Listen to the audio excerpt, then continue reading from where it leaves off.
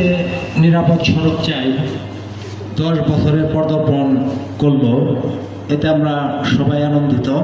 আজকে আমাদের মাঝে উপস্থিত রয়েছেন ধামরাই উপজেলা সহকারী কমিশনার ভূমি রেদওয়ান আহমেদ সহ আমাদের বিশেষ অতিথি হিসেবে উপস্থিত রয়েছেন সাভার হাইওয়ে থানার ওসি সহ আমন্ত্রিত অতিথিবৃন্দ এবং আমার সামনে সড়ক যোদ্ধারা। কেমন আছেন সড়ক যোদ্ধারা? আলহামদুলিল্লাহ। আসলে স্বেচ্ছাসেবী সংগঠন সকলের দ্বারা করা সম্ভব হয়ে ওঠে না, অনেকেই কর্মব্যস্ততার কারণে করতে পারে না, আবার যারা করেন তারাও কর্মব্যস্ত, এরপরেও দেশকে ভালোবেসে দেশের শৃঙ্খলা রক্ষার্থে সহযোগী হিসেবে তারা কাজ করে যাচ্ছেন। এর জন্য আমি তাদের অভিনন্দন জানাচ্ছি।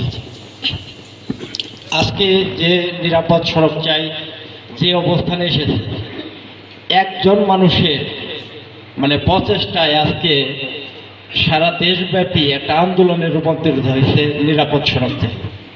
নিরাপদ সড়ক চাইয়ের যে স্বপ্ন দশটা, মহানায়ক খ্যাত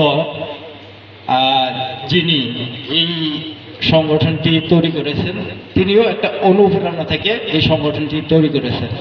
একটি আঘাত থেকে তিনি এই সংগঠনটি তৈরি করেছেন। তার প্রিয়তমা স্ত্রী যখন রোড অ্যাক্সিডেন্টে মারা যায়, তার মধ্যে যে ক্ষতটা তৈরি হয়, সেখান থেকেই তিনি অনুপ্রেরিত হয়ে এই সড়কের শৃঙ্খলা রোধে সামাজিক আন্দোলন গড়ে তুলেছেন।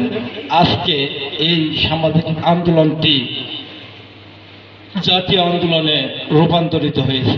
এটা এই সংগঠনের জন্য বিশাল বড় প্রাপ্তি। এই প্রাপ্তি অব্যাহত থাকবে এই আশা ব্যক্ত করে আমি আমার